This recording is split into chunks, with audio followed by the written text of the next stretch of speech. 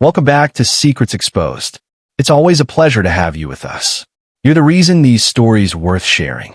Tell us where you're watching from, city or country. We're amazed by how far these tales reach. To get daily new and amazing stories for you, subscribe our channel and press bell icon. Alright, let's begin. The ringtone is a tiny insect in a storm. Jet Lawson taps his steering wheel once to steady his breath and answers on the first vibration. Daddy, the doors are locked. Elira's whisper is tight and thin, like she's speaking through cupped hands. Behind her, chair legs scrape on linoleum. Somewhere a child hiccups a sob, then swallows it. Tell me where you are, Jet says, voice low, already checking mirrors, already signaling to peel onto the shoulder. Room 214. Mr. Kerrigan pulled the shades. The light above the door is red. He doesn't ask what red means. He taught her, say the weather, never the storm. He shifts lanes, the truck humming into a controlled growl. I'm with you. Are you sitting low? On the floor by the cubbies. My knees hurt. A beat. He keeps smiling. Jet's thumb finds a 911 icon. This is Jet Lawson. Northside Elementary. East Wing, room 214, active lockdown. My daughter is inside. He gives the rest like coordinates. He hangs up and returns to Elira. Count the windows. 2. One is cracked in a corner. He put a book in the gap. What's Mr. Kerrigan doing? He taps the gun on a desk. Like a drum. Elira pauses, breath shivering. He said no phones. I hid mine in my shoe. Good, Jet says. You're doing perfect. Northside rises ahead. A brick rectangle wrapped in flashing lights. The loop road is jammed with squad cars and half-parked minivans. A yellow ribbon flutters as officers stretch tape across the entrance. Jet pulls on a grass, kills the engine, and steps out into hot siren wind. Detective Leora Thalian meets him before the tape can catch his jacket. Sir, you can't. My daughter is in 214, he answers, eyes lifted to the second floor east corridor. He reads the facade like an old chart. Frosted camera domes, one clouded with fresh spray. The metal access ladder tucked behind the utility alcove. The line of HVAC vents set like a spine above classroom doors. Your stairwell lands near there. The maglocks are live. Leora's gaze narrows. Name? Jet Lawson. Lawson, she repeats in her radio. Father of a student. Former military. She's not really asking. Security work now, he says. He doesn't add the word everyone wants to hear. He keeps his tone even, grounded. My daughter is on the floor near the cubbies. She can still whisper. Her jaw works once, deciding. We have a negotiator warming the intercom. Stay behind the line. Across the tape, Sienna stands with her phone throttled in both hands, mascara slick at the corners of her eyes. She glances at Jet, then not at Jet, then back to the doors as if she can will them open with the right expression. Her mouth moves around words she doesn't send. Inside room 214, Mason Kerrigan paces. His sleeves are rolled exactly 2 turns. The lanyard on his neck says Teacher of the Year in a cheerful font. The pistol hangs loose at his side, muzzle sweeping under the dry erase board where spelling words curl like worms. Thunder, journey, consequence. The class is a low tide of children pressed to storage cubes, hair static against laminated name tags. A paper snowflake, left from winter, shivers in the AC draft. Elira lowers her head until her breath fogs the toe of her shoe. Daddy, I'm here, Jet says. He puts his palm flat on the hood, bleeds off the last of the tremor in his fingers. Listen to me. If anything changes in a room, you tell me first. If he comes close, let the phone sleep. The school intercom pops once. Then a woman's calm voice pours into the sealed space. Mason, this is Aaron. I'm here to help everyone stay safe. Mason's smile tips a degree. He looks up at the ceiling speaker, as if it's a friend. Phone's away, he sings to the class, gentle like a bedtime warning. He taps the pistol twice on the desk, tick, tick, and turns, eyes shining like stage lights in a dark theater. Jet watches the second-floor blinds from the parking lot. One slat moves, then stills. His breathing slows to the count that always steadied him before breach or surf. For in, for hold, for out. The world shrinks to the red pin of a door light and the line of his daughter's whisper threading through it. "You already told me the weather," he says, quiet enough that only she hears. "I'm on my way." Aaron's voice moved through the ceiling like warm air. "Mason, this is Aaron again. We're outside the door. We want to help. Can we send in water for the kids?" Mason tilted his head, listening to himself in the shine of the whiteboard. "Water?" He smiled, almost tender. "Heroes don't beg for water." The pistol tapped the desk, tick, tick, then hovered at his thigh. "Eyes on me, class." A little boy hiccuped. A girl squeezed her backpack straps until her knuckles went white. Elira's shoulders stayed small and still by the cubbies, lashes trembling, eyes lowered to her shoe. On the loop road, wind fretted the police tape. Jet kept his voice level. "Detective, your East Hall camera dome is fogged. Fresh spray. And the janitor's closet latch. Look." He pointed with 2 fingers. The metal showed a bright crescent where a pry bar had kissed it recently. Someone took the master key this morning or last night. Leora followed his line, jaw setting. "We're sweeping the closet now." Enter a radio. "Unit 3, check custodial. Confirm master ring count." Across the tape, Sienna's phone glowed against her palm. She typed, erased, typed again. When she lifted her head, her eyes went to Jet's face as if checking a clock. He searched her expression the way he searched door frames, quickly, for seams. Grief, fear, performance. He couldn't tell which one fit. The intercom cracked. Aaron again, softer. "Mason, let's do a small trade. You open the door, we pass in 5 water bottles. You send out 5 kids. No cameras, no tricks." Mason chuckled. "No cameras?" He glanced toward his desk, as if something there amused him. "There are always cameras." He faced the class and reached down with his free hand to straighten a crooked name tag. "We use our inside voices, okay?" Jet's phone vibrated once in his pocket, a silent tremor with Sienna's name. He didn't look. "Detective," he said, keeping his eyes on the second-floor blinds, "I can get above that room and listen. I won't breach. I know your rules." "You're not going in my ceiling," Leora said, automatic, the policy already sitting on her tongue. But she didn't stop watching him watch the building. "Tell me what you think you'll hear that I can't." "Cadence," he said. Who he's really talking to. Which corner he checks between sentences. And if he's performing for a lens, not a person. "You know him?" she asked. "I know the type." Inside room 214, Mason's shoes squeaked a small half circle. He held the pistol like an actor holds a prop he's rehearsed with for months. Intimate, careless, just shy of competent. He touched the shade with the back of his knuckles and peered through the sliver at the blue strobe on the cruiser outside. The sight warmed him. Elira swallowed. Her smartwatch screen, face down against her wrist, flickered. She slid her heel over her phone again and breathed a single word. Unsound. "Daddy." Leora's radio hissed. "Custodial confirms. Master rings short one. Last signed out at 7:12 a.m. by Kerrigan." Leora's eyes hardened. "All right," she said to Jet low. 30 seconds. You do not enter the room. You do not compromise my team. Copy." She waved a sergeant to escort him. Jet moved with the economy of someone who'd rehearsed this walk in 100 different buildings. Past the trophy case with its flecked gold cups, down a staff corridor that smelled like dry erase and mop water, into a concrete utility nook where an aluminum ladder rose toward the hum of ducks. Back at the tape, Sienna took a step as if to follow, then stopped, thumb hovering over a message she hadn't sent. "Is he there yet?"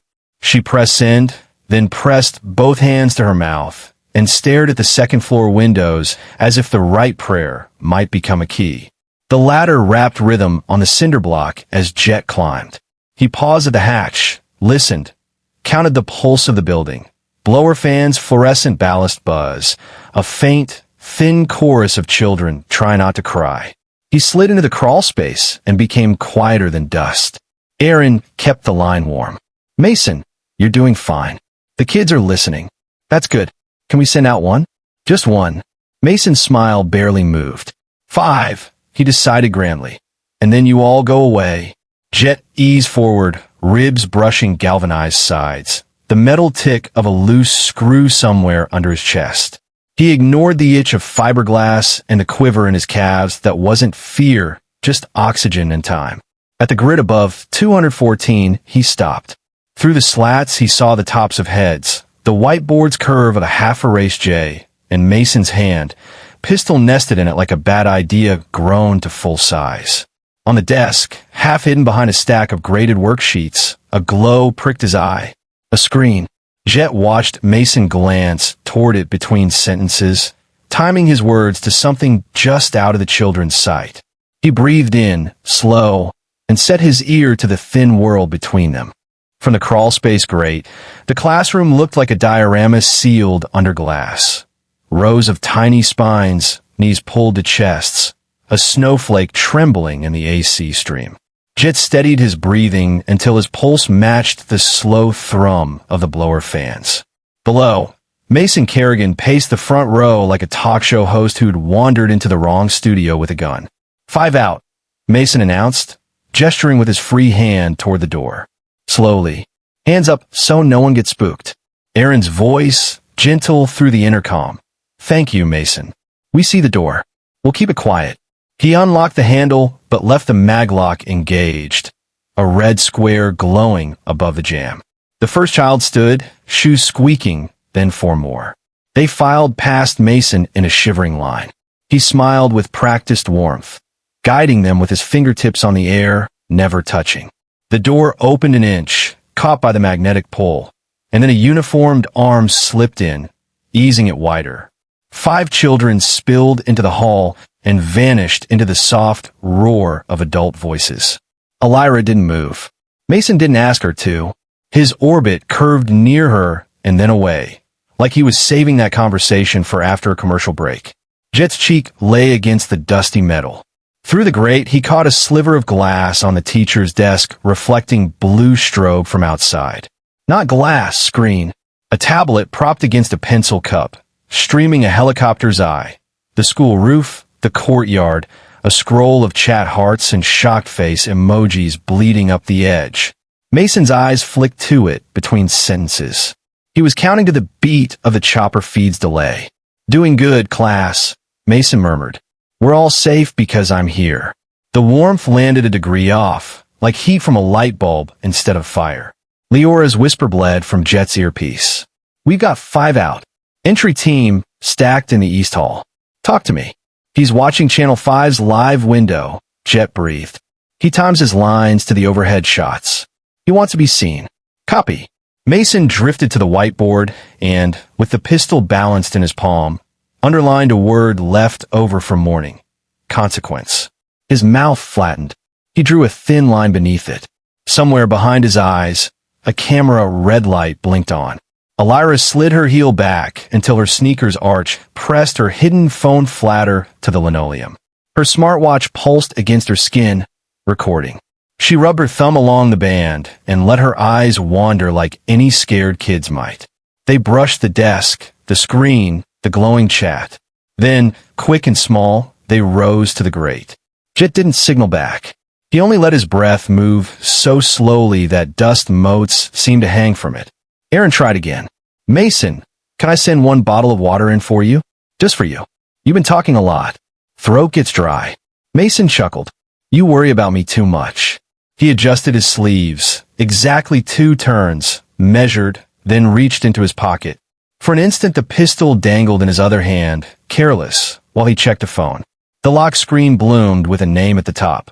A single initial, S, and a preview line that vanished before Jet could read it. Mason's thumb hovered. Then he slid the phone face down under a stack of worksheets. The movement was small. The feeling it left behind wasn't. It threaded straight through Jet's ribs, the sense of a conversation happening just off stage, a script not written by the woman on the intercom. Sienna, down on the loop road, had stopped pacing. She held her phone two-handed, shoulders tight, eyes darting over words no one else could see. Then she covered the screen with her palm, like a person shielding a secret from sunlight. Let's practice breathing, okay? Mason said, brightening as if someone had whispered a cue. In and out. He watched the tablet again, caught his own silhouette in the chopper shot, and smiled a little too long at himself. Jet cataloged details the way he always had. A faint smear of gray on the corner dome camera. Overspray, so recent it hadn't collected dust. The janitor's closet latch below with fresh pry marks. The River newspaper article in a cheap frame on the wall, edges soft from fingers. People kept their trophies where they could glance at them without looking. Elira shifted an inch. Her lips barely moved. "Daddy," she breathed to the shoe. He texted Mom last night. She was whispering in the bathroom. "I heard something about keys." Jet's eyes closed for a heartbeat. He kept his voice a wire across a canyon. "You did right to tell me. Stay small. Keep counting windows." "Two," she whispered. One cracked. The door's red square hummed softly. Jet's gaze touched the maglock plate above the jamb. A silver wafer wanting a magnet. He filed it as a possibility, not a plan. Not yet. Not until he knew what song Mason was really singing. Erin softened her tone another notch. "Mason, you let 5 kids go. That tells me you care about them. It tells me you want to make a point, not make a mess. Help me help you." He looked almost sad then, as if the line had reminded him of a role he was supposed to play. "People only learn when they see," he said. "Sometimes you have to arrange the lesson." Arrange. The word landed like a pin on a map inside Jet's head. He watched Mason's eyes flick to the tablet, then to the whiteboard, then to Elira. The orbit tightened. Leora again. In his ear. "Lawson?" "He's not bargaining," Jet said. "He's staging. He's got someone texting him the cues. And he's keeping my kid as his mark." A gust pushed at the blinds, made the snowflakes shiver, made the dust in the crawl space dance like static. Jet felt the decision gather in him. Not the crash of it, but the click, like a door about to choose whether it wanted to open. Below, Mason moved the desk under the ceiling vent and looked up, his smile sharpened by a single notch, as if he were greeting a viewer who'd finally tuned in. "Phone's away," he said again, softer now, to the class, but the line was meant for someone else. Mason slid the desk beneath the vent and looked up, that smile tightening like a knot only he enjoyed. "Phone's away," he repeated for the room, but his eyes held the grate, held the air, like he was speaking to someone who lived inside ducks. In the crawl space, Jet flattened further, cheek cooling against steel. Fiberglass itched his wrists. He didn't move. He let his breathing vanish until even the dust forgot him. Erin kept the line warm. "Mason, thank you for releasing 5. That showed me something important about you. Let's keep going. One more small step, one more child." Mason's head tilted, listening to her cadence like music he'd practiced with. He turned, placed the pistol casually on a stack of papers, and reached for his phone as if scratching an itch. For a heartbeat, the lock screen faced the ceiling. A contact name glowed at the top, just S, and a preview line nipped up before his thumb smothered it. "Go. Make him rush. He can't help himself." Jet's pulse didn't spike. It cooled. He watched Mason slide the phone face down under the worksheets the way a gambler hides a marked card. Below the grate, Elira's lashes fluttered. The watch on her wrist hummed with a tiny buzz only she could feel. She turned it inward against her palm and tapped twice with her thumb inside her sleeve. A recording icon pulsed. Then a faint chime reached Jet through his earpiece. Barely there, a mosquito of sound. "Cloud share active." Leora's whisper rode his wire. "Status. He has a second audience," Jet breathed. "Not us. Someone texting cues." Sienna's initial on the thread. Silence from the loop road, then the taut rustle of a choice. Down below, Sienna stared at her phone as if it might spit flame. She typed and erased, then pressed her lips hard together and sent whatever she was afraid to keep. Erin tried a different key. "Mason, I want to understand. What scared you today? What made this feel necessary?" Mason's gaze drifted to the framed newspaper, the River Rescue, then to the class, then to the tablet propped against the pencil cup, streaming the chopper's feed of his own roof. "People never listen until they see," he murmured, eyes shining at a version of himself 30 seconds behind. "Sometimes you have to show them what danger can look like." He turned back to the desk and, without meaning to, bumped the pistol. It rolled, clacked, and came to rest with its ejection port angled up. A small metallic crescent winked in the chamber, quick, ambiguous. Jet narrowed his eyes, cataloged the glint, filed it in a drawer labeled maybe. Elira wet her lips. Daddy, she whispered to her shoe, Mom was in the bathroom last night. She said, keys, and don't point it at anyone and he'll get himself arrested. Jet closed his eyes for one count, saw bleach in his sink, a broken door chain, a grin in a TV camera, a crescent bruise on a wrist shaped like a thumb that didn't know gentleness. He opened them on the same quiet grid of screws and vents. You did right to tell me, he said, voice steady. Stay small. Mason dragged his hand along the whiteboard, underlining consequence again until the marker squeaked. He looked up at the ceiling speaker and smiled. Aaron, you ever wish people would just do as they're told? Aaron breathed in, exhaled empathy. Every day, she said. But today is about choices. You made one good one already. Make another. Send out Elira. Mason's eyes cut to the cubbies, found Elira like a magnet finds iron. The smile held. She's learning patience, he said softly. She can wait. Jet's jaw didn't move, but the muscles along it changed shape.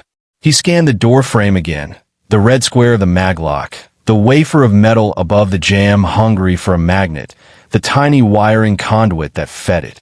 A path drew itself in his head. Weight drop, contact, open. He didn't trace it with his body. Not yet. The picture wasn't complete.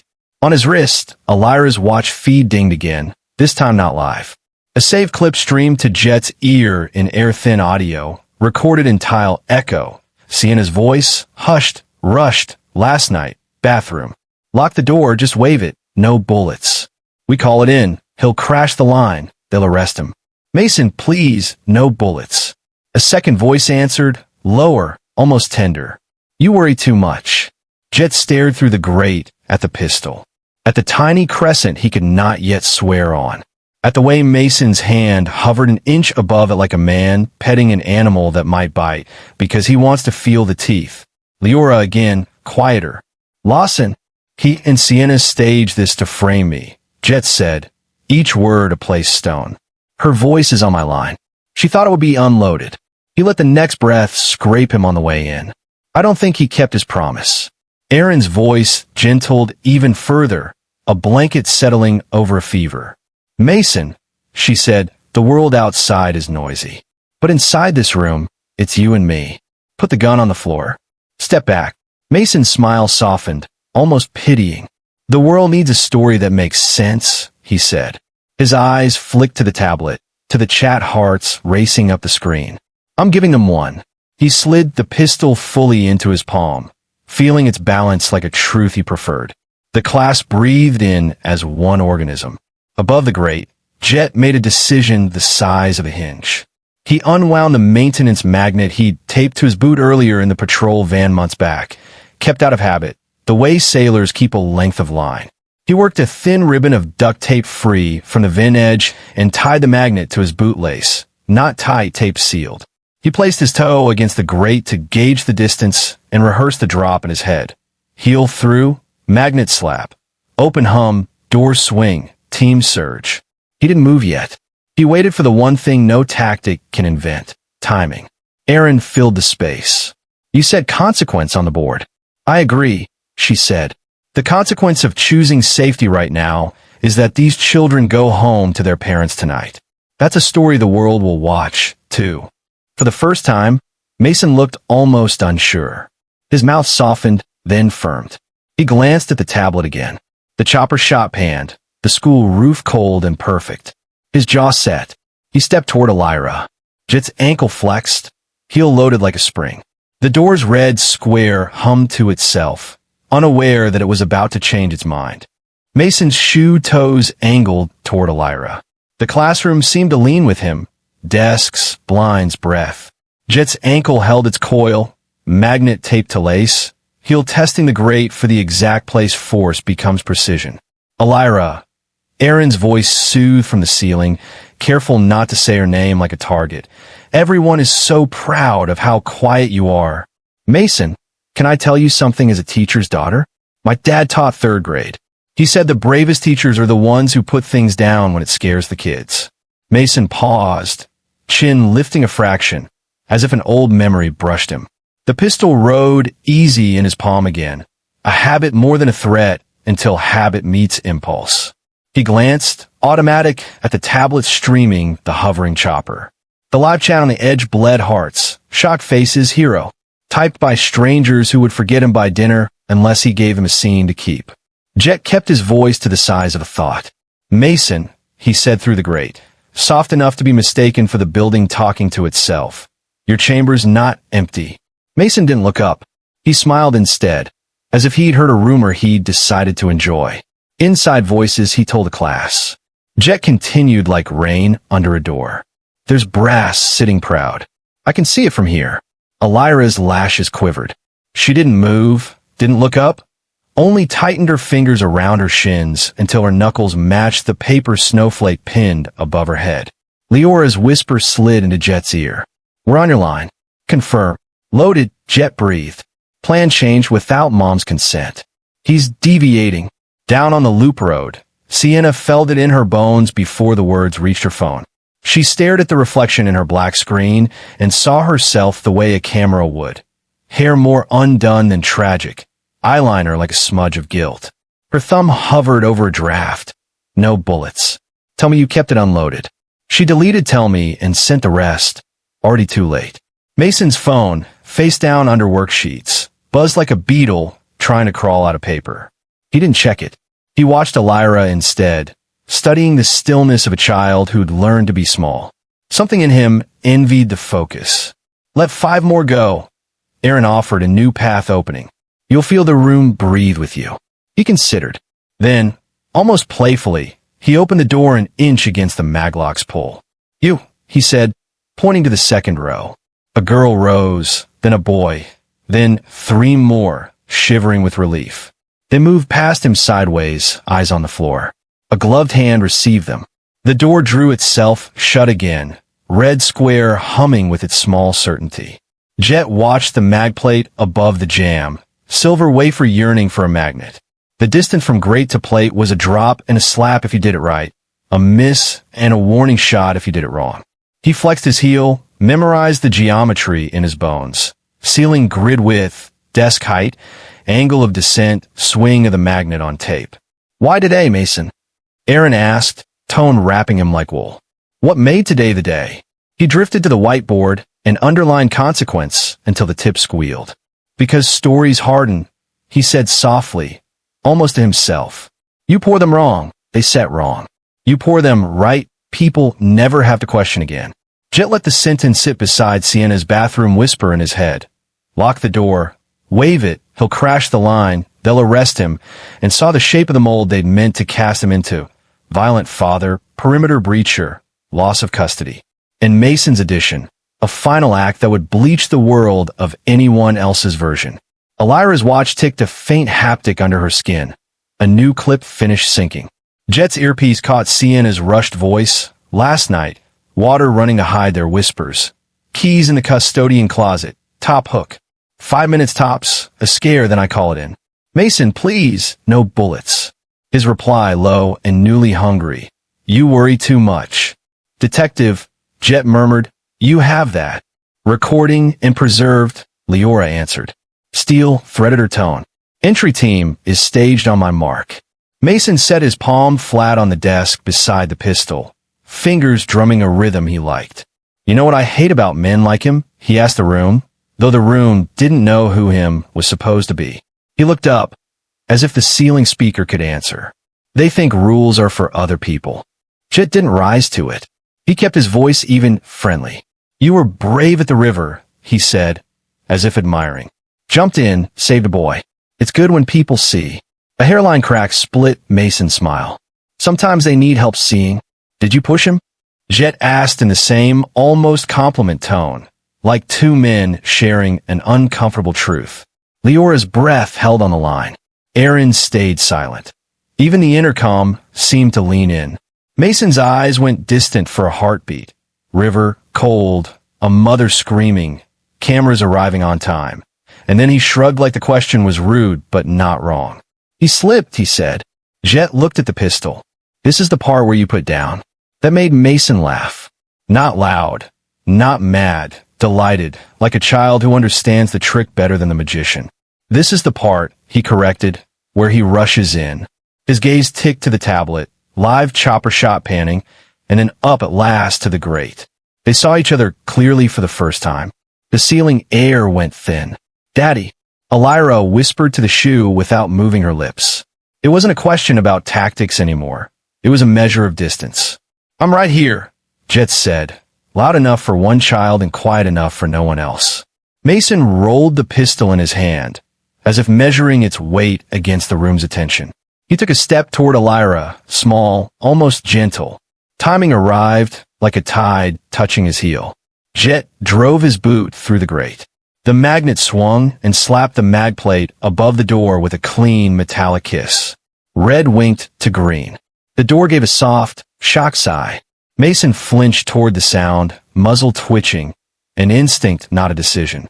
He recovered almost at once, mouth curving into a new kind of smile, the kind men wear when the game finally gets interesting. "Now," Leora whispered, a razor through cloth. Boots thunder in the hall. The hinges remembered what opening felt like. Jet dropped the last 6 feet into the room behind a bank of desks, knees bending, hands already moving, not for Mason yet, but for the small shape by the cubbies. "Elira," he said, and she rose like she'd been spring-loaded for this one word her whole life. Jet hit the linoleum in a low crouch behind the front row desks, and the room folded toward him. Sob, breath, the squeal of a chair's foot skittering. He didn't look at Mason first. He looked at the small shape by the cubbies. Elira. She moved like a released spring, not up but forward to slide on her knees. Jet's arms swept her behind the desk bank, his body a wall. Head down, hands over ears. Crawl to the door jamb and wait for my touch. She nodded once, eyes huge, then folded into the shadow where metal met cinder block. "Hands," a voice thundered from the hall, muffled by the door. Boots stacked. A shield edge flashed past the window square. Mason flinched toward the sound, muzzle twitching. Years of rehearsal beat with his pulse. He made the kind of choice that ruins a life and then defines it. He lifted the pistol and fired once, sharp, shocking, the class gasping in one choked breath as the bullet punched the window. Safety glass spidered white. Daylight sprayed the room in a glitter of dust. Jet was already moving, low and lateral. He didn't run at the gun. He ran at the angle of the wrist that held it. His forearm cut across Mason's, bone to tendons, the heel of his hand smashing the slide rearward. The action snapped.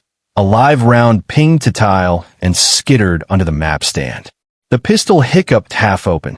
Mason snarled a breath, surprise more than pain, and wrenched away. "Armed intruder," he shouted toward the door like a cue line. "Armed intruder with a child. Blue inside. Blue inside." Jet barked back, loud to the hall, low to the kids. He kicked the pistol with the edge of his shoe. It clattered under a row of desks. "On your face. Hands." The entry team's chorus knifed through the crack of the door, while Aaron's voice vanished, cut off. The intercom muted to prevent crossfire commands. Jet kept his palms visible to the hall, fingers spread, head turned so they could see his profile, while his body stayed between Mason and the class. "Detective, father inside," he called, breath even. Weapon dislodged. One shot through glass, none at kids. "Copy, Lawson." Leora's voice crackled in his ear. "Hold your lane. Do not chase him." Mason didn't chase anyone. He pivoted, a dancer's clean quarter turn, toward his desk. Jet saw the thought forming before the movement. The tablet. Mason kicked the stack of papers aside. The stream bloomed, chopper view of the school roof, chat exploding up the edge. "OMG, hero teacher, is that the dad?" Mason lifted the tablet to the class like a mirror. "See," he said, voice bright with borrowed holiness. "They're watching. They'll finally understand." Sienna's hands were suddenly on the tape outside, white-knuckled, her mouth forming a name she didn't say. Leora stepped in front of her without looking away from the monitors. "Stay back," she said, and it was not a request. Jet moved the desk with his shin, nudging a path for Elira. "Now," he breathed. She spider-crawled along the baseboard, flat as paper, toward the door where a gloved hand waited just inside the frame. "Got you," the officer murmured, and her small shoes vanished into safety. Relief struck Jet like a body blow, enormous and invisible. He let none of it touch his face. He saw the class as pieces on a board, scattered, fragile, unmoving, and saw Mason's center, a bright, hot point aimed at the idea of himself.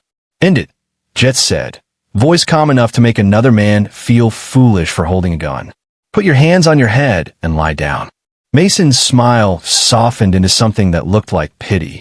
He slid a hand under his desk instead and came up with a second weapon. Not a firearm, but a bright orange box cutter, blade half extended, the kind that opens shipping tape and ends negotiations. "Tools of a teacher," he said lightly. "We make do." Blades down, the hall thundered. The shield edged further in, carving a wedge of space. A restraint bag waited on the floor like a patient mouth. Jet adjusted his stance. "Mason," he said, conversational, as if in the lounge after school, "you kept one bullet for the window. You wanted the shatter for the camera. That was your climax." He let the words land like facts instead of taunts. "There's nothing left but consequences." For the first time, Mason's gaze flickered, not at Jet, but at the children, at the wet shine on their faces. The tablet in his hand showed his own outline, caught from above, a figure with a knife, not a savior. The live chat stuttered, "Is he holding a knife?" And something ugly fluttered in his chest. He lunged, not at Jet, but toward the nearest kid in the front row, a boy with a cowlick and a shirt that said "Be brave" in superhero font. It wasn't far.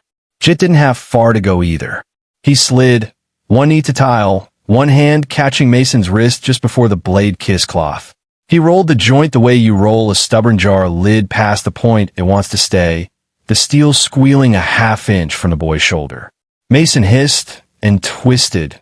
Jet let the wrist go where it wanted to go down and pinned it there with the weight of his forearm. The box cutter skittered free under a chair.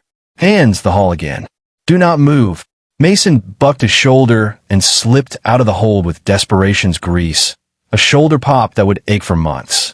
He scrambled backward, kicked the fallen pistol out from under the desk toward the far wall, grabbed the tablet again, and flung it at the window.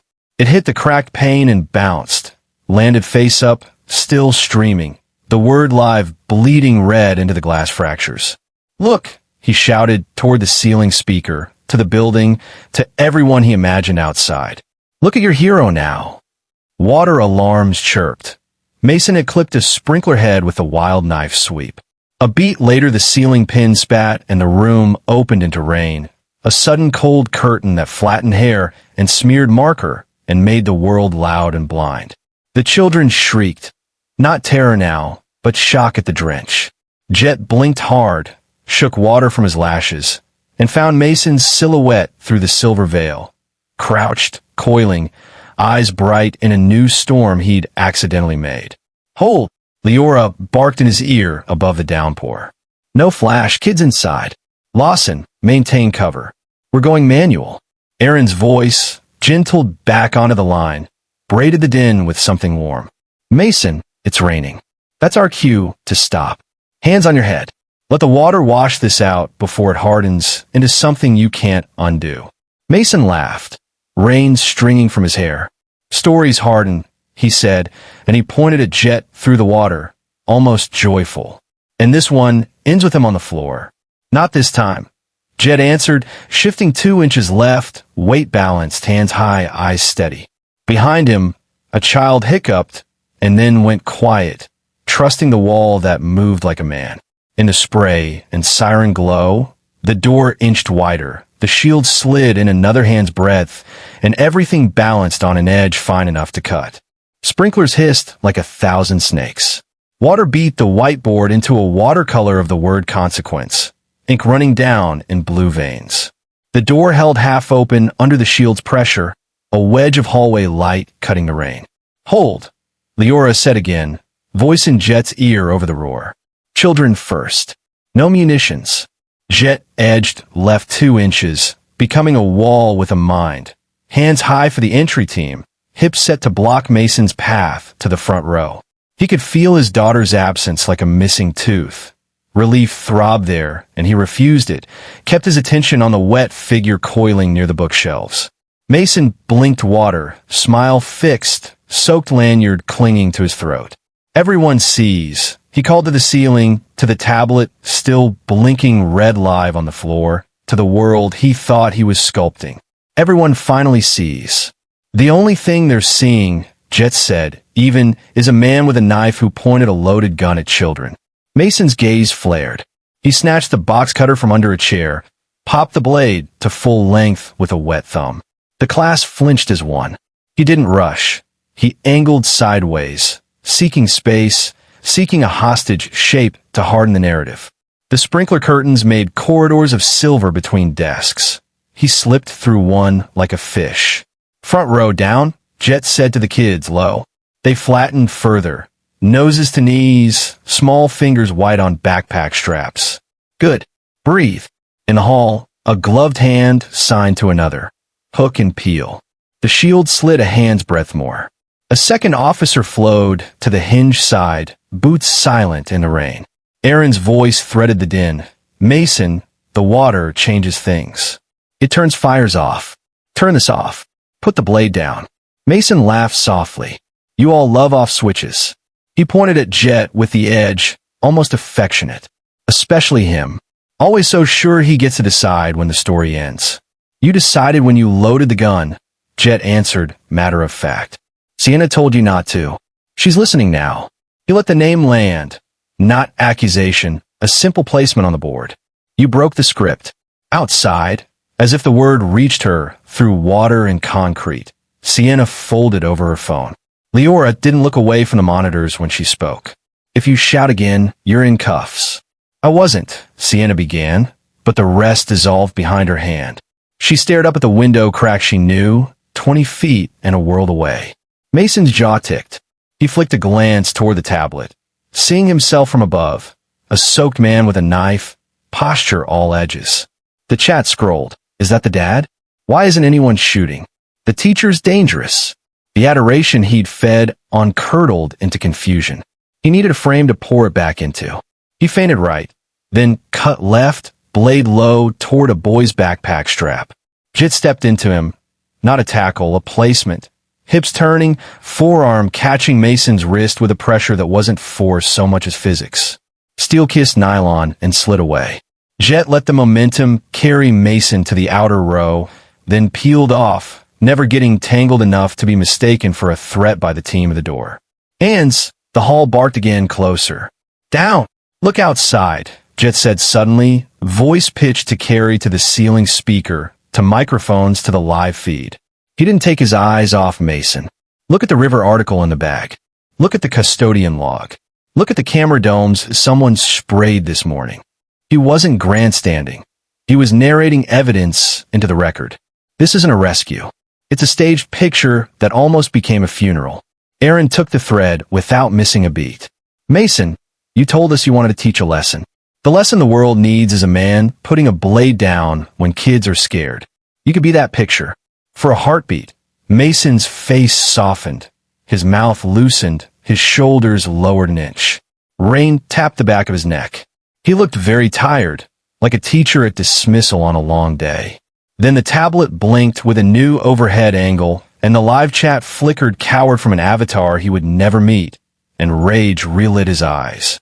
He moved, quick now, a sprint toward the far aisle to build speed for a snatch.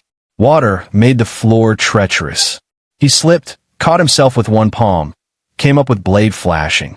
Joe was already there, meeting him just off the line, shifting the target so the lunge hit air. He trapped Mason's forearm against the lip of a desk, not with brute strength but with a lever made of bones and wetwood. The box cutter clanged, skipped, spun away under the radiator. Mason's other hand found purchase on Jet's collar. He yanked, trying to pull him into a grapple that would blur silhouettes for the men at the door. Jet felt the old instinct, to end it quick, to slam and finish, rise and pass. He tore free sideways, keeping his profile clean, palms high again. Blue inside. Blue inside. Copy, Leora snapped. Clear sight lines. Hold for hook. Water finally bit the red light over the door. It fizzed, coughed, and went dark. The mag coil thunked. The door eased itself another inch, then another, like the building was choosing a side. Mason saw the opening and panicked. Not at the team, at the loss of his frame. He dove for the pistol under the desks, fingers scrabbling at slick tile. Jet pivoted around a chair and stamped the heel of his hand onto the slide once more, pinning it. "No," he said calm, a father to a child about to make a mistake he'll never return from. Mason's breath hitched, then turned into a shout. "He attacked me. The lies sounded thin, even in his own ears with the world watching from a dozen angles. He sagged for a fraction of a second, the fight leaking, replaced by something blanker. Exhaustion, a man who sees the wall of his own story. "Now," Leora said, and the shield surged, the hook team flowing like a hinge swung wide. Hands found Mason's wrists. Zip ties sang. A knee pinned his shoulder. The room's sound changed. Less sharp, more human, like a held breath let out slowly. Jet stepped back, palms still visible, chest heaving in great, steadying drafts. He looked to the front row. The boy with the Be Brave shirt stared at him in awe and terror and dawning relief. Jet put 2 fingers to his own throat, showed the boy how to feel a pulse, then held up a thumb. The boy copied the gesture, smiled a small, trembling smile. "Clear," someone called. "Weapon secured. 1 shot, glass only." Erin's voice returned to warmth. "It's over," she told the room, and for the first time it was true. Mason's cheek pressed to wet tile. He turned his head and found the tablet's eye. Something in him reflex reached for the old mask. "I saved them," he whispered, as if the right line could reverse tape. The live icon blinked back like an indifferent star. Outside, Sienna's knees softened. She caught herself on the tape and didn't fall. She didn't cry. Her phone buzzed with a notification. Audio uploaded. Bathroom_8 p.m. Wave shared with MPD. The world that had been liquid decided to harden. Jet finally let himself look at the door, at the sliver of hallway where he knew his daughter stood beyond, wrapped in a foil blanket, shoes puddling, alive. He didn't go to her. Not yet. He stayed where the children could see him, a shape that meant the worst thing in the room wasn't them. Rain ticked. The paper snowflakes sagged and slumped to the floor, a quiet surrender. The chapter he had been holding shut with his body eased to its last page, and he kept breathing, long and even, because that was the only thing that would carry them into the next. The room exhaled in shivers. Water kept falling, turning everything soft. The bulletin borders drooped. Marker letters bled down like tears. A paramedic knelt by a girl whose glasses were freckled with droplets. Another officer walked the aisles with palms open, voice low, slow breaths. "Eyes on me. You're okay." "Weapons cold," someone called. Scene static. Jet kept his hands up until the shield man glanced back and gave a clipped nod. He lowered them slowly, palms still out, a promise to the children that nothing sharp would happen near them again. Beyond the door, he could hear the foil rustle of blankets, the quick questions of triage. Somewhere in that brightness stood Elira, small and located. He didn't go. He stayed in the wet room until the last pair of small shoes crossed the threshold, because some days protection looked like absence, and some days it looked like not leaving first. Mason's wrists were zip-tied behind him, cheek pressed to tile. The sprinkler water streamed past his mouth. He turned his head to drink a breath and found the fallen tablet. Live still pulsed red.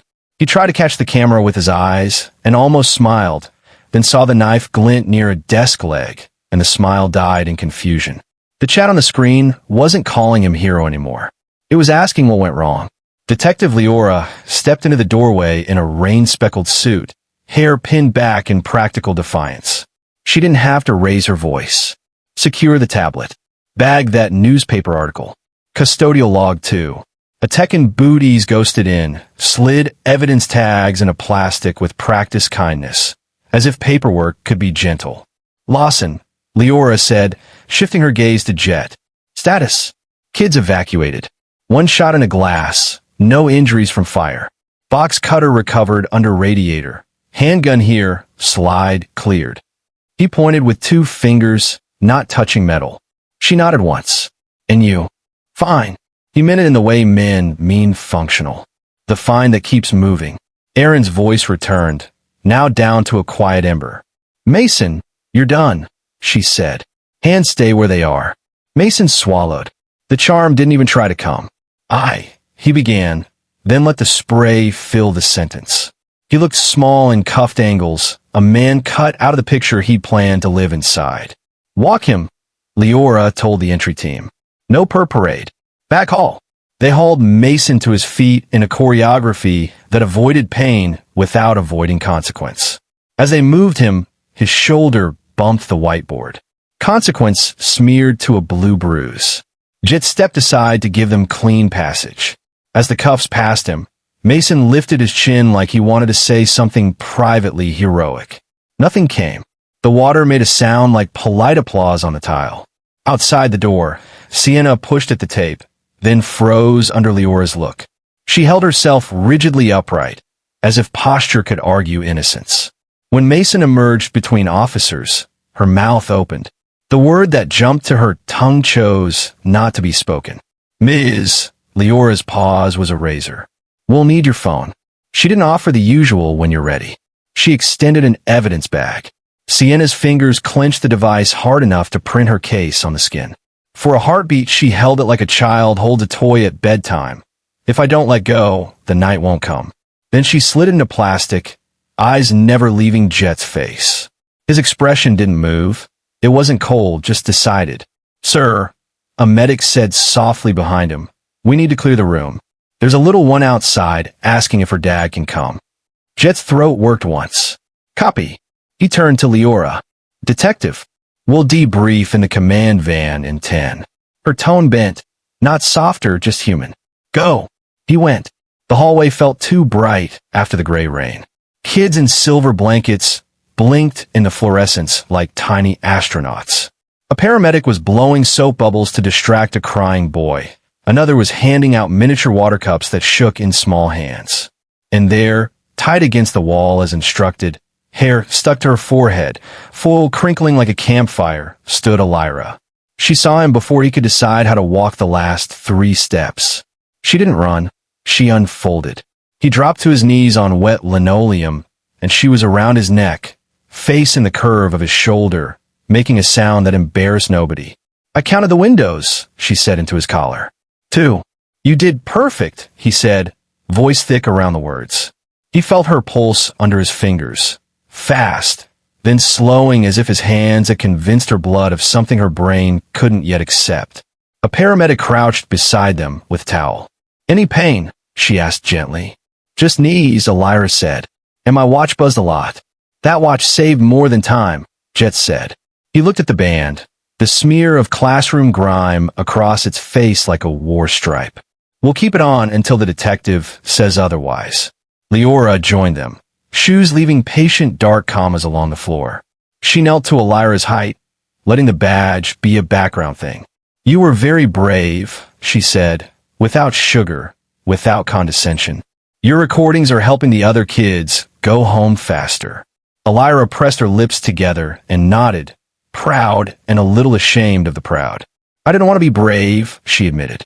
Me neither, Leora said. Most days. Sienna hovered a few feet behind, held there by a uniform and by choices. Elira, she whispered. The name sounded like a question asking to be forgiven before it was answered. Elira turned her face into Jet's shoulder and didn't respond. It wasn't defiance. It was triage. We'll continue this in the van, Leora said, standing. To Jet, bring the watch. And Lawson, she left the sentence at his name, the rest held in something like respect. Good work. He followed the moving river of foil blankets toward the exit, Elira's hand a small hot coal in his. The fire alarm bleated a tired pulse. The river article slid past in an evidence bag, ink bleeding at the edges. A tech carried the tablet carefully as if it were a live snake that might still lie. When the outside air hit them, it tasted clean, like an apology. Reporters stepped forward and were stopped by a line of palms. Camera's word. Someone shouted, Sir, are you Navy? Did you go rogue? He didn't break stride, didn't give them a frame to pour his face into. He kept moving to the white van that smelled like coffee and paper and the part of justice that is mostly patient work. At the threshold, Elira tugged his sleeve. "Daddy, I'm here. Are we in trouble?" He knelt so his words stayed at her height. "We're in the kind where telling the truth fixes it," he said. "The hard kind. The real kind. But fixable." She nodded like a soldier accepting a mission she hadn't chosen. Inside the van, a chair waited, a microphone, a glass of water. Jet set the watch on the table like a compass, its tiny red dot still lit, still saying, "Recording saved." The command van hummed with AC and quiet voices. Whiteboards lined the walls, room diagrams in dry erase, a clock counting real minutes instead of the elastic ones inside 214. A victim advocate with soft hands brought Elira a blanket that wasn't foil and a box of crayons. "You could draw while we talk, sweetheart," she said. Elira nodded, picked the navy crayon, and began tracing two rectangles. Windows. She drew a crack in the corner of one without looking up. Leora slid a consent form across to Jet. "We'll make a quick logical copy of the watch," she said. "Chain of custody starts now." He read, signed. A tech lifted the band like a tiny relic, clipped it to a cable, and a laptop blinked. "Transfer 1/3. "Tell it straight," Leora said, recorder light warming red. Jet did. Lean, unembroidered. Traffic, the call, the door light, the HVAC grid, the magnet, the drop, the single shot into glass. He didn't sell anything, and he didn't underplay it. When he reached Sienna's bathroom audio, Leora lifted a finger. "We have it," she said. "It matches your timeline." Outside, a rumble of movement. An officer leaned in. "Detective, River Unit, return a note." He handed over a thin folder. Inside, photocopies. A maintenance request from last winter. Camera at the Riverside Park graffitied, lens occluded. A witness statement from a jogger who'd heard arguing before the boy fell. A timestamp compared to Mason's 911 call. 37 seconds that nobody had asked about because the headline had filled the silence. Stories hardened. Leora murmured, almost to herself. She slid the folder under the laptop like a weight. Sienna stood in the doorway, flanked by a uniform and her own choices. She had shed the mascara streaks for a wiped face, the kind that tries to be a reset. "Can I?" she began, eyes pleading at Jet, then slipping to Elira. The advocate stepped between, gentle but immovable. "We're recording," Leora said. "You can listen, or you can wait with counsel." Sienna held her ground. "I told him no bullets," she said, voice too even. "It was a scare. He promised." She rubbed her wrist where the crescent bruise lived. The gesture tried to be a metaphor for control. It failed. "Scares with guns are felonies," Leora said. "You asked him to lock a door with your daughter inside. That's conspiracy. The gun was loaded. That's intent. The result is luck." Sienna's mouth fought itself. I think you wanted to win," Jet said, not cruel. "And you picked a man who needed an audience more than he needed the truth." Elira stopped coloring. She didn't turn. "Mom," she asked, voice small and even, like testing a step you're not sure will hold. "Why did you say the keys?" Sienna shut her eyes. The van got very quiet. "Because I was afraid of losing you," she said. It was honest and thin. "Because he said it would be safe." "And you believed a man who needed a show," Leora said, not as judgment, more like diagnosis. She slid an evidence bag across. "Your phone already told us the rest." The tech lifted his head. "Transfer complete." He unhooked the watch, logged it back out, and placed it on the table, the face still smudged with classroom grit. Jet slid it to Elira. She buckled it with care, like a medal she hadn't asked for. In the corner, the negotiator, Aaron, hovered in the doorway, eyes tired but warm. "We'll take statements from the kids in a few days," she said to Jet, soft. Short, gentle, with a therapist present. "Not today." "Thank you," he said, and meant it with a weight that surprised him. An officer tapped Leora's shoulder, handed her a phone sealed for speaker. "For you, DA intake." Leora listened, nodded twice, looked at Sienna. "You're being detained, pending charges," she said with the same voice she'd used to praise Elira's recordings. "You can call counsel now." Sienna's face collapsed in a small way, a quiet implosion rather than a scene. She glanced at Elira again. "I'm sorry," she said, but the word pointed in too many directions to land. The uniform touched her elbow. She let herself be steered out, spine stiff with the dignity of people who finally understand the cost. The door closed. The van exhaled. Elira pushed her drawing across the table. 2 windows, one cracked. A red square over a door. A tiny blue rectangle on the ceiling. "That's the speaker," she explained. "And this is the snowflake." Jet smiled, a tired, aching thing. "It's perfect." Leora capped her pen. "We'll need you for a walkthrough after the scene is dry," she said. "Then you take her home. Don't watch the coverage. We'll control the first press release. Facts only." "What about him?" Elira asked, meaning Mason without wanting to say his name. "He goes where people go when they turn classrooms into stages," Leora said. "And he won't be near school again." Elira nodded like that was a weather report she could live under. The advocate offered hot chocolate in a paper cup. Elira cupped it like a campfire. The van door opened to a softer light now that the chopper had drifted away. Jet rose. "We'll be here for the walkthrough," he said. "And thank you." Leora didn't smile. She gave a single, precise nod, the kind you give to a person who has kept his part of the world upright. Outside, sirens wound down to memory. The air smelled like wet asphalt and pencil shavings. Jet and Elira stepped into it together, her small hand finding his again, their shadows long and ordinary on the pavement. The worst thing had happened, and then had not. The story had wanted a heart in one way. They had turned it a fraction before it set. They stepped out of the van into air that had rinsed itself clean. The sirens were memory now, replaced by the low murmur of crews, packing hose, and rolling tape. Leora intercepted them with a nod toward the doors. "Walk through," she said. "Scenes off sprinklers. Careful, the tile's a skating rink." Room 214 smelled like wet paper and metal. Fans churned the edges of puddles into ripples. The whiteboard had dried into a bruise of blue where consequence had bled.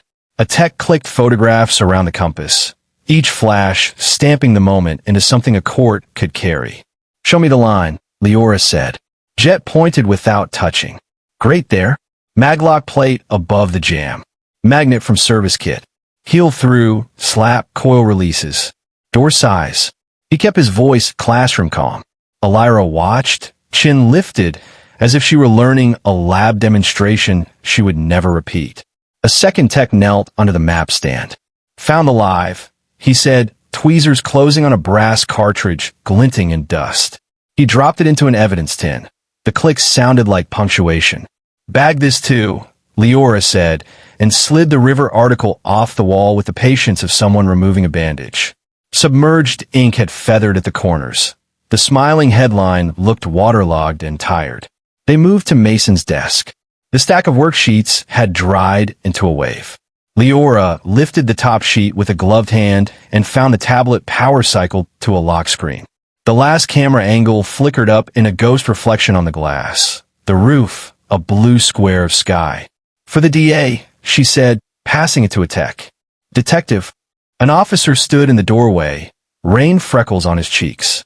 "Interviews room is hot." Kerrigan asked for a statement. Leora glanced at Jet. "You don't need to see him," she said, meaning you don't have to. "I'm fine," he said, and followed anyway. Elira staying with the advocate by the water fountain, tracing her fingers over the bump in her watch band like a worry stone. The interrogation corridor was fluorescent and bare, the kind of place where noise flattens. Behind pane glass, Mason sat at a metal table in a jail-issue sweater that didn't know his shoulders yet. No cuff theatrics, no camera, just a man whose legend had been checked at the door. Leora stepped into the room with a recorder and a glass of water. "Mr. Kerrigan, you asked to talk." Mason laced his fingers like a penitent. "I want it on record," he said, voice milk soft. The gunshot was in a glass on purpose. "I meant to startle, not harm." Leora pressed record. "Gun was loaded," she said. "Why?" He smiled a small, private smile, the kind people wear when they still believe in their own myth. "Empty guns read wrong on camera. People can tell." "Did you and Sienna plan the lock and call?" Leora asked. He hesitated, then nodded, almost shrugging affectionately at his own audacity. To expose a violent man, he said. He broke the line. You saw. In fact, Leora said, and her tone didn't change. We saw him open a door and get children out.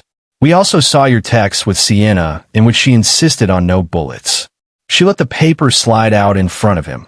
The words looked uglier when they weren't on a phone. She wanted a stage scare. You brought a live round. Mason's gaze flicked to the glass. He couldn't see Jet in the reflection. The room was built to keep the living from looking like ghosts. Sometimes, he said softly, stories need risk to be true. In the river, Leora asked, casual as weather. Maintenance log shows your favorite camera fogged that morning. Witness heard arguing. Boy fell. You called in 37 seconds later. Something in Mason's face shifted, a tiny, tired collapse. He reached for the water like a man reaching for a prop he used to know. I pulled him out, he said. Leora didn't blink. Before or after you pushed him? A long minute ticked. In the hall, Jet listened to the quiet he used to find between waves with his hands on cold rail. Mason's shoulders dropped the way shoulders do when they finally understand the shape of the cell. I was going to jump anyway, Mason murmured, so low the mic almost missed it. No one would have believed I was brave if nothing happened. People believed you when you taught them to read, Leora said. It wasn't mercy, it was arithmetic. And then you taught them something else. She clicked the recorder off. We're done. On the way out, Sienna sat on a bench, phone gone, eyes red in the raw way that follows more than tears. She stood when Jet passed, words gathering and scattering like birds. I thought, if he was caught breaking a rule, she swallowed. I was tired of court, tired of fighting you. He said it would be safe. Jet didn't lift his voice, and he didn't lower it. You taught our daughter to trust people who love being watched, he said. That's on us to unteach. Sienna's mouth trembled. I'm sorry, she said small real. It wasn't a spell, and he didn't treat it like one. He nodded once and kept walking. In the lobby, Elira slid off the fountain ledge. Can we go home? She asked, like a person requesting daylight. We can, Jet said. They stepped into afternoon. The chopper had gone. Reporters were packing tripods.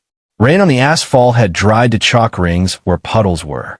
Jet buckled Elira into the truck and sat in the driver's seat a moment before turning the key. The dashboard clock looked obscene in its normalcy.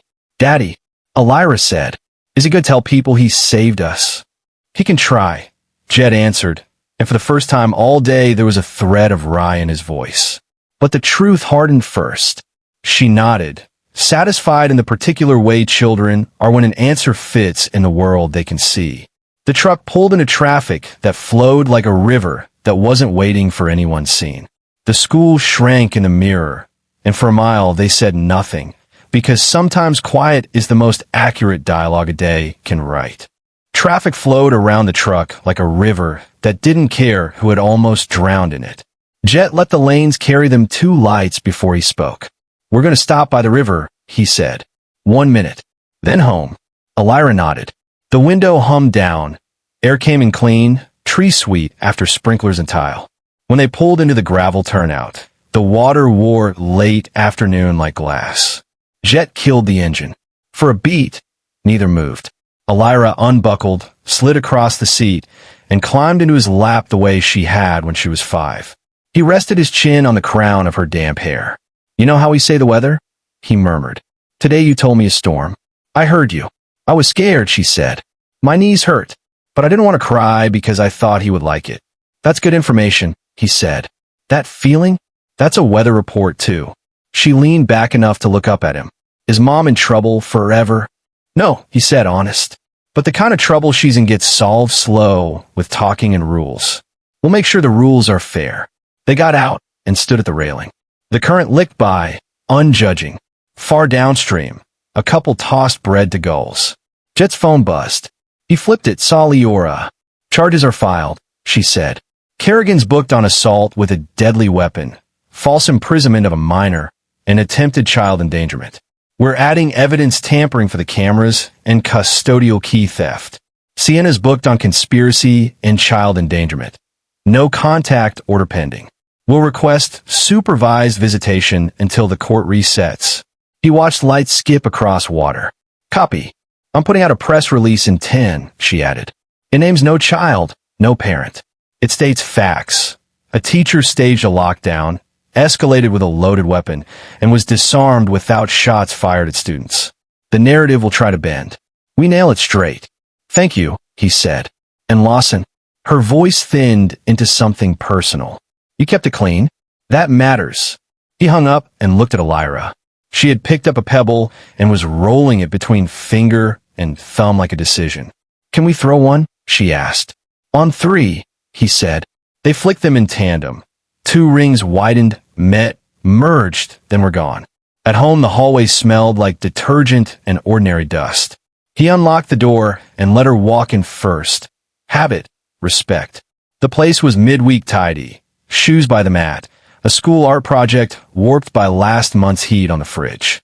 Elira's backpack slumped against the wall where she'd kicked it this morning without knowing what the day wanted. Shower, he said. Warm, not hot. Then pajamas and soup you don't have to finish. She went, obedient with relief. He dialed numbers that meant scaffolding. The pediatrician, a trauma-informed counselor a friend from his team swore by. His lawyer to notify family court before headlines did. He kept his voice playing. Facts first. Appointment set. A call scheduled with the school to talk safety. Then with a parents group to shield kids from cameras tomorrow. Steam ghosted under the bathroom door. From inside, a small voice, Dad, I'm here. Do we have to move? No, he said, and meant it as a stake in the ground. We make here safe. We don't run. He pulled a shoebox from the closet and set it on the table. Inside, a length of paracord, a tiny flashlight, a ceramic magnet like the one that had kissed the maglock. He added a notebook. On the first page, he wrote in block letters, House Rules / Weather Code. He felt foolish and certain at once. The shower cut off. Elira padded out in an oversized t-shirt, hair stringing her cheeks. He slid the notebook to her. We're updating our kit, he said. You get to write the first rule. She printed, careful. If doors are red, call Dad. She looked up. Do we have to tell Mom about the rules? We'll tell the judge, he said. And the counselor. Mom will learn them too. The doorbell rang, a polite sound that still yanked both their shoulders tight. Jet glanced through the peephole. Leora stood on the stoop in a rain-dark blazer, a paper bag in one hand. He opened the door. Don't worry, she said, almost smiling. It's dinner. Our techs send food when they can't fix feelings. Inside the bag, 2 plastic containers of stew, rice, and a note in blocky handwriting. Eat/sleep/will call.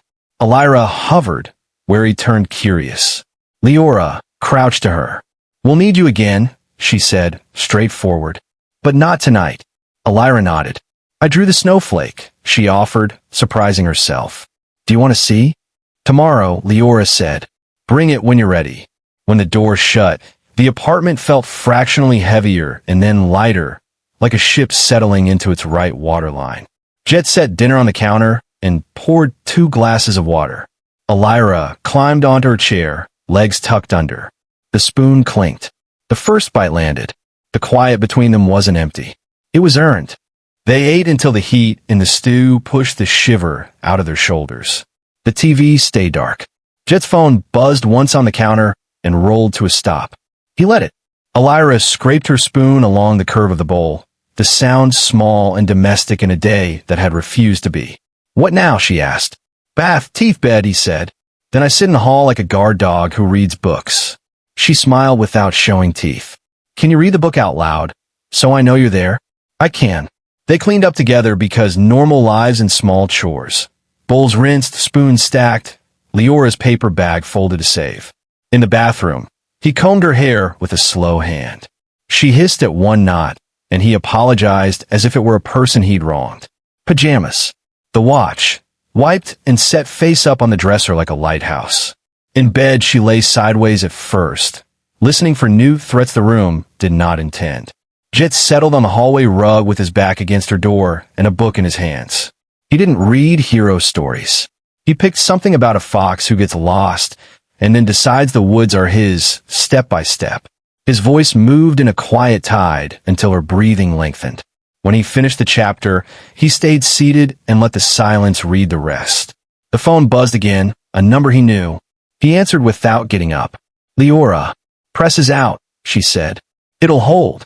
We're booking Sienna for processing. Her counsel's already talking alternatives that don't undo the no contact. I'll text you the protective order once it's signed. Copy. A pause, softer. Go to sleep, Lawson. He looked at the thin line of light under Elira's door. Working on it.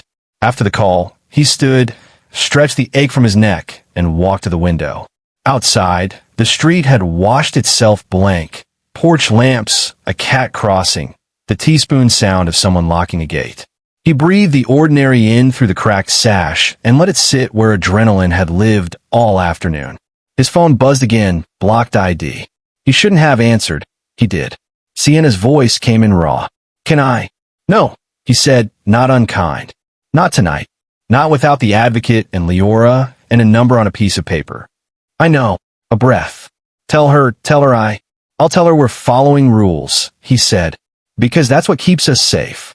The line held, then died. He put the phone face down and finally turned the TV on, muted to scan the crawl. Words scrolled insane font. Teacher arrested in staged lockdown that escalated. No names. No child's face. The truth had set like concrete while the cameras were still pointing.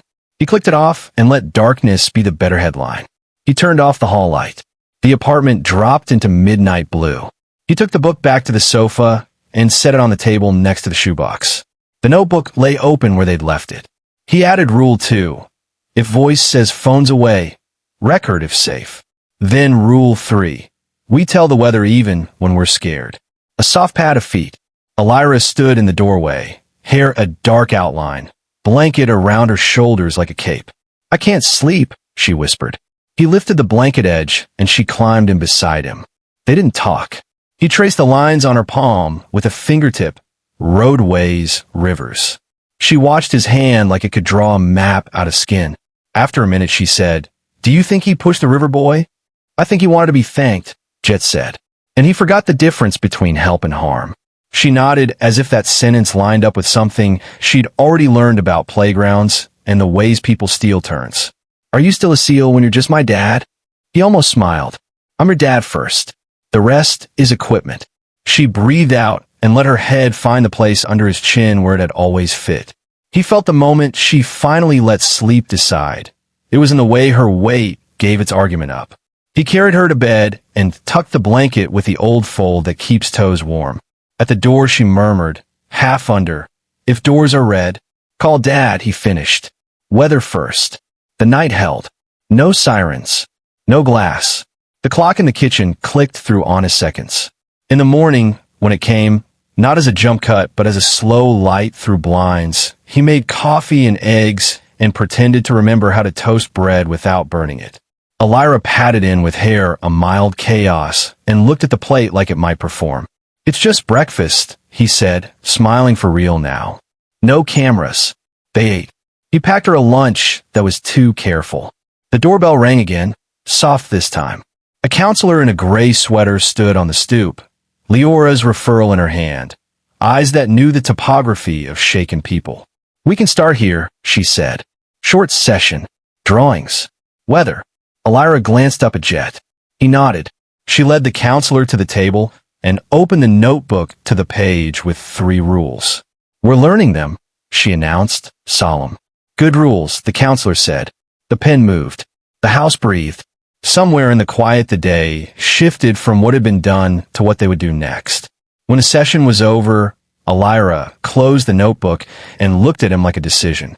Can we go see the river after school? She asked. We can. He walked them to the door and paused with his hand on the knob. The memory of a red square over a classroom shimmered for a moment, then stilled. He opened the door and the hinge swung clean. No sticking, no hum. Outside was weather, not warning. Ready, he asked. She nodded. Weather report. Sunny, little wind. He locked the door behind them. Copy, he said, and they stepped into a day that wanted to be ordinary, and for once they let it.